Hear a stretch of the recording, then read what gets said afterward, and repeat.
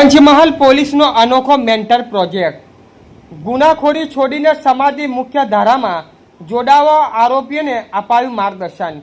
પંચમહાલ જિલ્લાના પોલીસ દ્વારા ગુનાખોરીનું પુનરાવર્તન રોકવા તેમજ આરોપીઓમાં સકારાત્મક પરિવર્તન લાવવાના હેતુથી મેન્ટર પ્રોજેક્ટ અંતર્ગત વિશેષ માર્ગદર્શન બેઠકનું આયોજન કરવામાં આવ્યું હતું। ગોધરા સ્થિત પોલીસ હેડક્વાર્ટરના પોલીસ તાલીમ કેન્દ્ર ખાતે યોજાયેલા આ કાર્યક્રમમાં નશીલા પદાર્થો અને મિલકત સંબંધિત ગુનામાં સંડોવાયેલા આરોપીઓ તેમજ તેમના માટે નિમણૂક કરવામાં આવેલા પોલીસ મેન્ટરોએ ભાગ લીધો હતો। ગુજરાત પોલીસ વડા દ્વારા રાજ્યભરમાં શરૂ કરેલા મેન્ટર કાર્યક્રમના ભાગરૂપે યોજાયેલી આ બેઠકમાં પંચમહાલ પોલીસ અધિક્ષક ડોક્ટર હરેશભાઈ દુધાત, નાયબ પોલીસ અધિક્ષક Bindra Jadeja, SOG LCB Godhra town એ અને બી ડિવિઝનના સહિતના પોલીસ અધિકારીઓ ઉપસ્થિત રહ્યા હતા।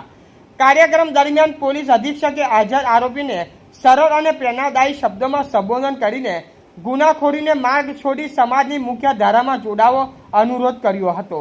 તેમણે નશીલા પદાર્થોના વેપાર અને અન્ય ગેરકાયદેસર પ્રવૃત્તિઓમાંથી દૂર રહી કાયદાનું પાલન કરવા, પરિવાર અને સમાજના માન સન્માન સાથે જીવન જીવવા તથા શાંતિ અને કાયદો વ્યવસ્થા જાળવવામાં સહયોગ આપવા અપીલ કરી હતી। આ મેન્ટર પ્રોજેક્ટ અંતર્ગત આશરે 100 જેટલા આરોપીઓ અને તેમના મેન્ટર તરીકે નિમણૂક પોલીસ કર્મચારીઓ હાજર રહ્યા હતા।